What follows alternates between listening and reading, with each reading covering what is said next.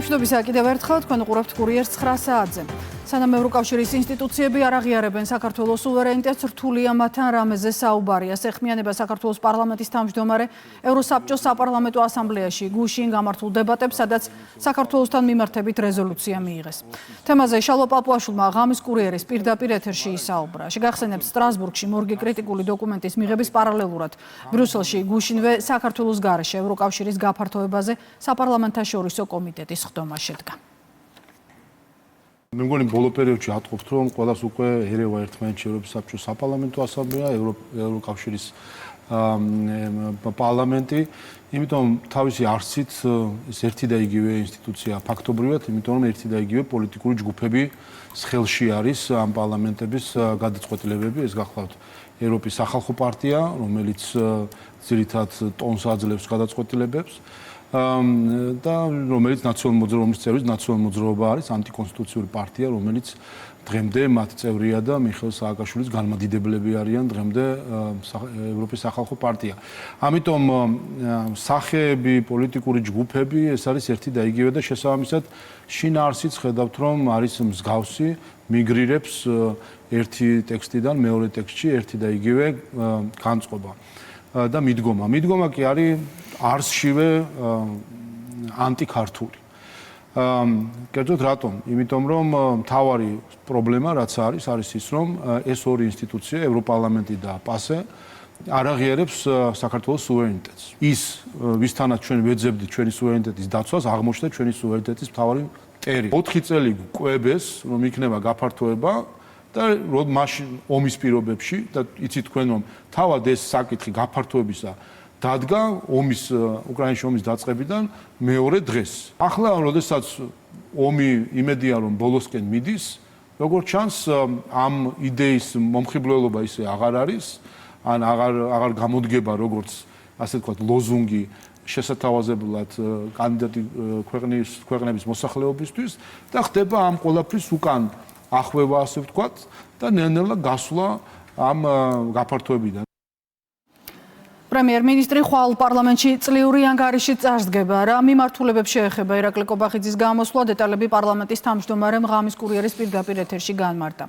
ანგარიში აღნიშნულია, რომ ქვეყნის საგარეო კურსის პრიორიტეტად კვლავ ევროკავშირთან ჰარმონიზაცია და ნატოში ინტეგრაცია რჩება, ასევე ნათქვამია, რომ რთული პერიოდის მიუხედავად ქვეყანამ ეკონომიკური სტაბილურობა შეინარჩუნა. მოხდება შეჯამება საქმიანობის, მთავრობის საქმიანობის, სადაც ერთ ადგილას კომპაქტურად პარლამენტი და საზოგადოება მოისმენს თუ სადვიმყოფების დღეს ეკონომიკურად, სადვიმყოფების დღეს ინფრასტრუქტურის განვითარებით, განათლების რეფორმის მიმდინარეობის მხრივ, საგარეო პოლიტიკური მიმართულებებით, უსაფრთხოების საკითხებით იქნება შესაძლებლობა ყველა ამ საკითხზე საუბრისა. აი უკვე ორი ასე ვთქვათ სესია არის, რაც შესაძლებელი არის, რომ ყოველ თვეს პრემიერ-მინისტრი ინტერპელაციის წესით იქნას მოწვეული პარლამენტში. საგაზაფხულო სესიაზე ერთხელ მოხდა ეს ინტერპელაცია თებერვალში და ისიც ქართული ოცნების უმრავლესობის ინიციატივით იყო და ფრაქცია საქართველოსთვის არც კი მოუთხოვია პრემიერ-მინისტრთან ინტერპელაცია, იმიტომ რომ სარგზამში ესეც აჩვენებს, რომ მათ რეალურად არც შეკითხვები აქვთ, რეალური შეკითხვები მთავრობის საქმიანობასთან დაკავშირებით, არც სათქმელი არ აქვთ დისკუსიის ფარგლებში საქართველოს მთავრობისთვის. ნაციონალურ მოძრაობაში შიდა კრიზისი სავარაუდოდ უახლოეს 2 კვირაში პარტიის თავმჯდომარის არჩევნებისთვის კიდევ უფრო გამწვავდება. პარტიის სათავეში მოსვლის შემთხვევაში ნანუგა ჟორჟოლიანმა ოპოზიციური კოალიციის დატოვება ღია დაანონსა, რასაც პარტიაში არაერთგვაროვნად უყურებენ. ნაციონალების ნაწილი პრიორიტეტად პარტიაში მართვის სისტემის ცვლილებას ასახელებს. ოპოზიციის თვით დაზიანებად მიიჩნევენ პროცესს მართველ პარტიაში.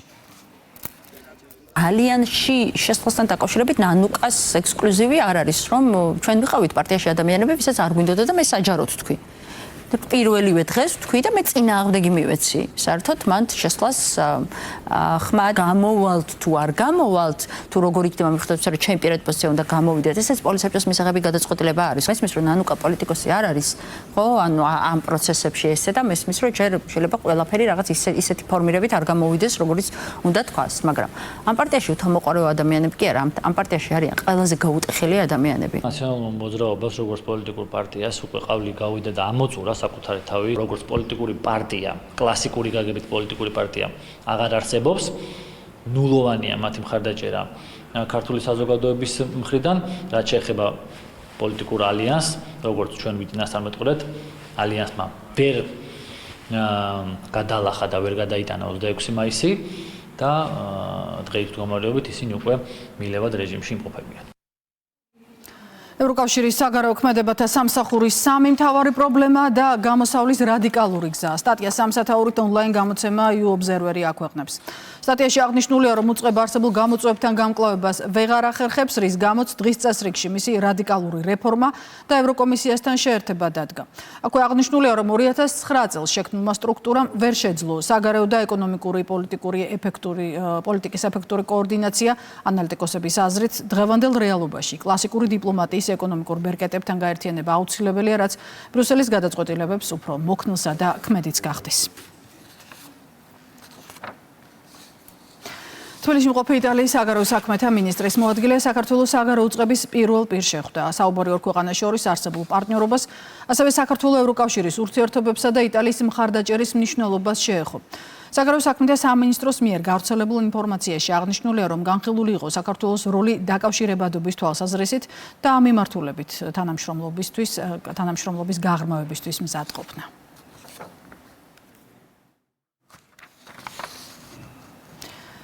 ბიუროკრატიის ხარისხით საქართველოს მსოფლიოში 25 ადგილზე გავიდა, ევროპის საუკეთესო 20-ში მე-17 პოზიციაზეა და პოსტსაბჭოთა სივრცეში უპირობოდ ლიდერობს. ორ კვლევაზე დაყრდნობით ჩენდლერის ინსტიტუტი კარგი მთავრობის 2026 წლის ანგარიშის ფარგლებში ბიუროკრატიის ხარისხის გლობალურ რეიტინგს აქვეყნებს. საუბარია ბრიტანული ორგანიზაცია Economist Intelligence Unit-ისა და ამერიკული ორგანიზაცია პოლიტიკური რისკების სერვისების ჯგუფის თემატურ ანალიზებზე. პირველი მათგანის მიზნად ბიუროკრატიის ხარისხისა და სახელმწიფო პოლიტიკის გატარების უნარი შეფასება სახელდება. ამერიკული ორგანიზაციის კვლევა კი უკავშირდება იმის გარკვევას, თუ რამდენად აქვს ბიუროკრატიას მართვისთვის ძალა და გამოცდილება პოლიტიკაში მკვეთრი ცვლილებებისა და სახელმწიფო სერვისების შეფერხების გარეშე. აღნიშნულ გამოკითხვაში საქართველოს პოსტსაბჭოთა სივრცეში პირველ ადგილზეა, ასევე უსწრებს ევროკავშირის ყველა კანდიდატ ქვეყანას, ევროკავშირის შენგენის ზონისა და ნატოს წევრ 18 სახელმწიფოს.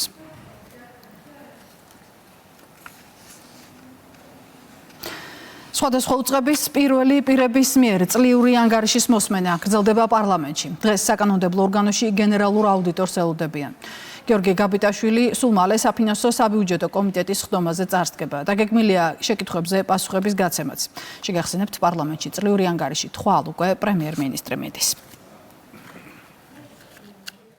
ძალიან ბევრი უწყება, ასე ვთქვათ, გააერთიანა ამ სამსახურმა უმნიშვნელოვანეს სამსახურს წარმოადგენს, ისეთი როგორც არის მაგალითად ანტიკორუფციული ბიურო, ისეთი როგორც არის პერსონალურ მონაცემთა ბაზის სამსახური, შესაბამისად ძალიან ფართო არის ის სპექტრი, რა სპექტრშიც მოღვაწეობს ეს სამსახური, ძალიან ბევრი ფუნქცია აქვს შეთავსებული და შესაბამისად, რა თქმა უნდა, ძალიან საინტერესო იქნება ეს ანგარიში და იქიდან გამომდინარე, რომ უკვე გავიდა გარკვეული პერიოდი, რაც გაფართოებული ფუნქციებით ხელმძღვანელობს ბატონი გაბიტაშვილი, შესაბამისად, რა თქმა უნდა, ანგარიშიც უფრო მოცულობითი იქნება.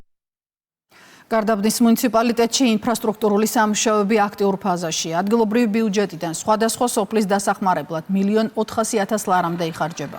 სრული რეაბილიტაცია მიმდინარეობს სოფელ გამარჯვებაში ადმინისტრაციული შენობის. პარალელურად მარტყოფში კორპუსების ფასადები და სახურავები ახლდება. სართიჭალასა და მუღანლოში კი საგზაო ინფრასტრუქტურა წესრიგდება.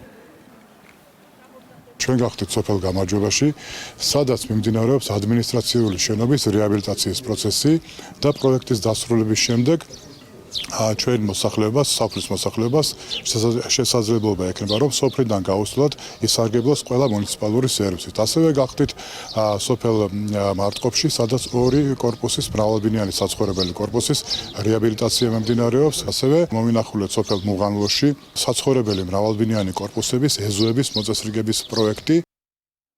რუსთავში საერთაშორისო საფეხბურთო ფესტივალი გაიხსნა. ღონისძიება 100-მდე ადგილობრივ და უცხოურ საფეხბურთო კლუბს აერთიანებს. მასში 1500-მდე მოზარდი მონაწილეობს. მატჩები 25 ივნისიდან 28 ივლისის ჩათვლით რუსთავის ახალი საფეხბურთო ცენტრის სტადიონებზე გაიმართება.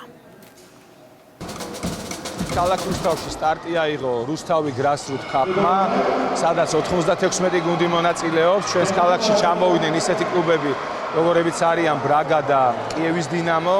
დაახლოებით 1700 სპორტსმენი მიიღებს აღნიშნულ ღონისძიებაში მონაწილეობას. გახსნით ცერემონიას უმასპინძლა ქალაქ რუსთავის სპორტის სასახლე.